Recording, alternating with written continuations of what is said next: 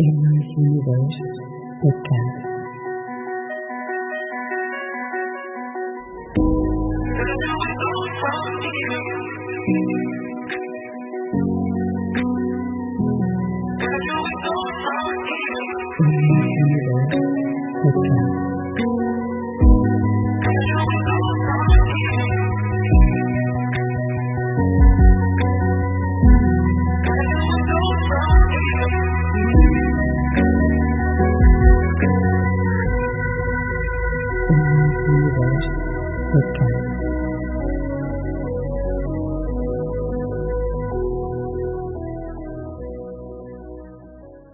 Hello and welcome to Emma's podcast.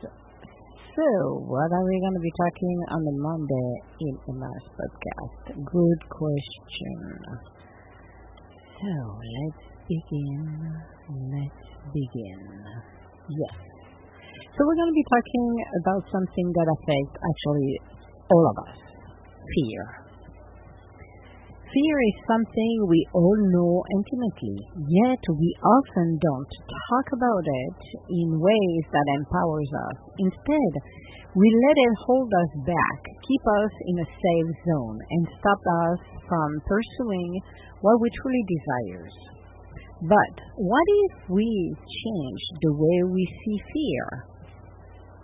What if instead of trying to avoid it or pretend it doesn't exist, we learn how to use it to transform it from an obstacle into a tool for growth and action? So imagine this. Instead of running from fear, we learn to walk into it with intention. So today in our episodes, we're going to be talking about the alchemy of fear and how we can turn doubt into action, paralysis into progress, and uncertainty into opportunities. Let's get started. Understanding fear, because that's one of the biggest things as well, and we all at some point in our lives, even as a kid, have faced fears. So, whoa, excuse me. And I'm coughing in the same time. Not good at all. Not good at all. So, understanding fear. Fear is primal. It is in our DNA. It is a tool that was once essential for survival. If you think about the cavemen, well, this is what they did. Okay, they used this as an instinct. It was alerting us to real danger, like predators or threats. That's what it was at the time. But in modern life, fear can often feel like a response to things that are not immediately life-threatening. We have rational fears, the fear of real danger, like walking down a dark alley at night. These fears keep us safe. Then we have irrational fears, fears of rejections, of failure, of public speaking, things that, while uncomfortable, are unlikely to truly harm us, if you think about it. Okay? It's a fear to break that cocoon, that safe little box we're in. When you kick that box and break that glass ceiling, then transformation happens. This is what it is, and you become fearless. So, for example, think of someone who's afraid to start a business because of the possibilities of failure. That fear feels very real, but it's rooted in something that hasn't happened yet. And the truth is, many successful entrepreneurs felt that exact fear at the beginning. Fear to start something. And it's not only business, but apply this to anything else you got in your life. Maybe learning new things, changing from a job to something brand new that you have no idea how it's going to work out. And it could be something that really triggers us at some level, because the unknown is what we got the most fear. So take Steve Jobs, for example. He was terrified of failure when launching Apple, but he used that fear to fuel his vision. Rather than allowing it to paralyze him, he learned how to use it to push forward. And see where we are today with Apple. We are the number one leader in innovation when it comes down to mobile, small computer. Look at the Mac. Look at everything they created it that really propel everybody to really take a leap and a big breakthrough in telecommunications. So, let's talk about the transformative power of fear. When we allow fear to take up too much space in our life, it becomes a wall. But when we acknowledge fear for what it is, we can use it as a foundation for actions. Is it true, when you think about it, that you have to name it? Well, we always said, and I was from Sonia Choquette, you name it and you claim it. Naming it, put a name on it. That will help you, actually, and that will demystify that fear. So fear is simply our body's alert system telling us we're about to step into the unknown.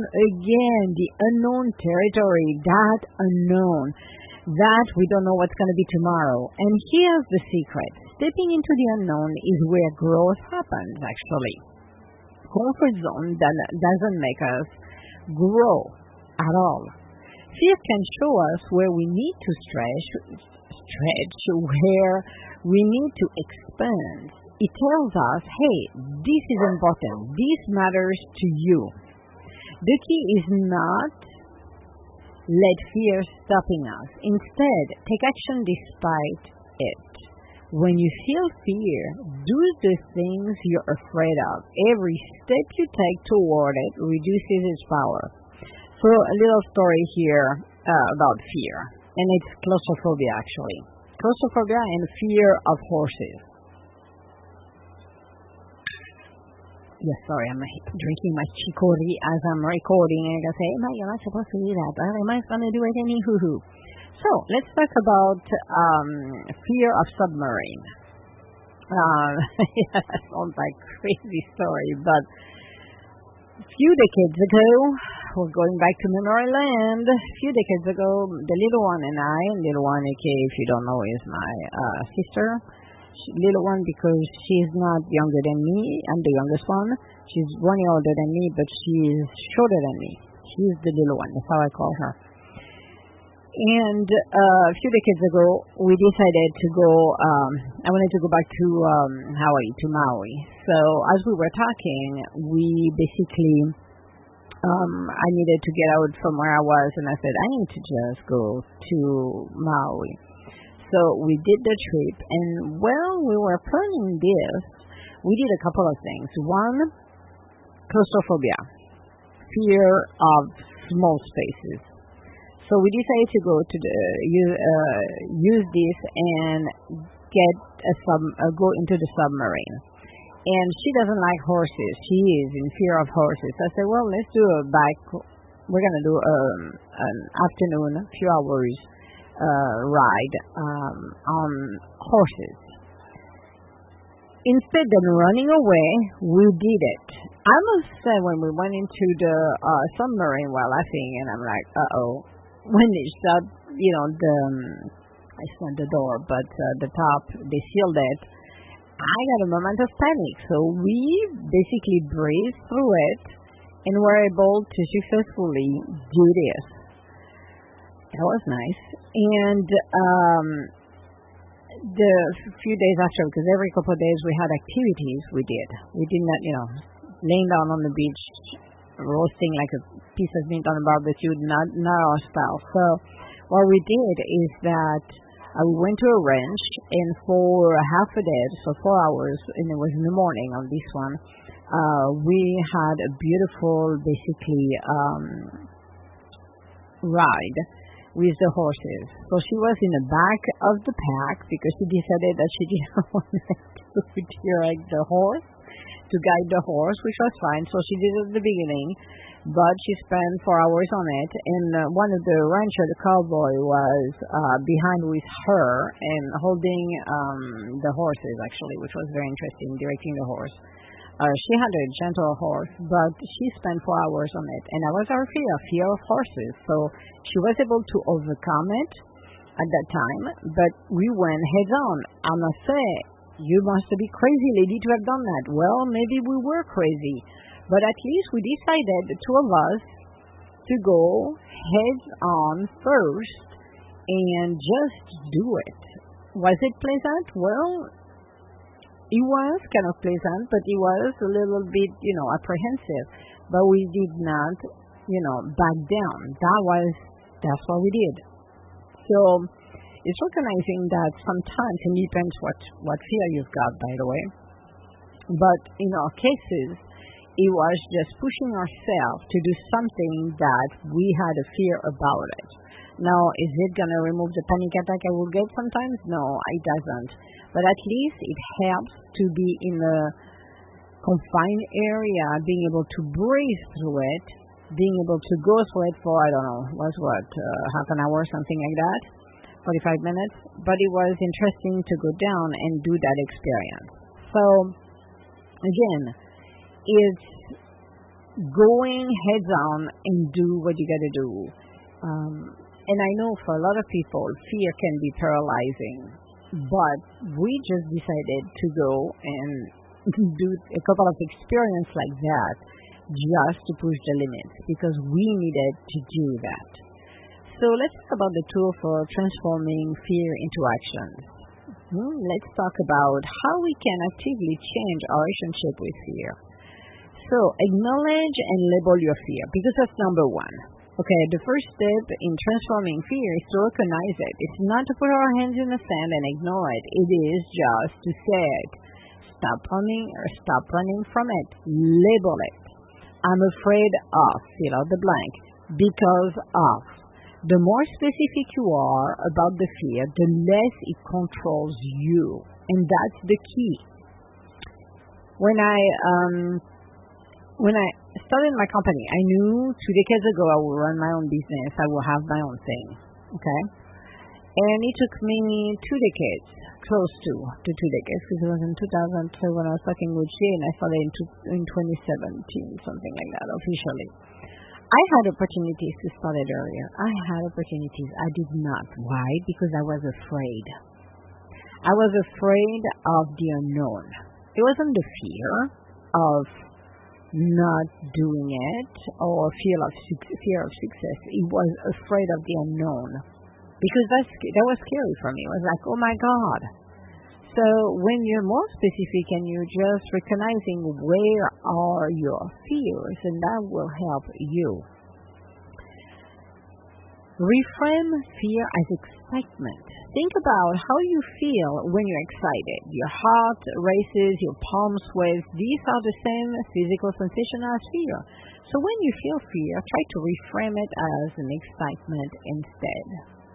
This one might take a little longer, okay? Break tasks into manageable steps.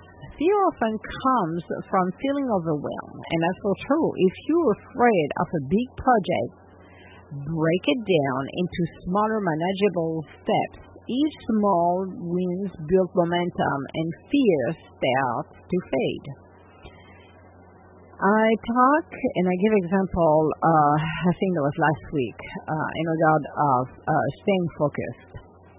And I had somebody who was always great worker, but was all over the places and got overwhelmed very quickly when he saw chaos. Instead of focusing on one step at a time, he was seeing the bigger picture and had literally a meltdown. Helping him to refocus his attention into the task he was supposed to start helped him to ground himself, and realizing that what seems among us an impossible to do was possible to do it. So sometimes we don't have to look at the overall picture. Just look at what is your next step, what I'm going to be doing next, what's going to help me to move forward. I, you know, I often state that during the Dark Night of the Soul in 2023, and I decided, you had to deal with all of the math. And how do you deal with all of this? For me, it was you just take one at a time, one issue at a time, and start to walk and deal with it. That's what helped me the most. It wasn't something more than anything else.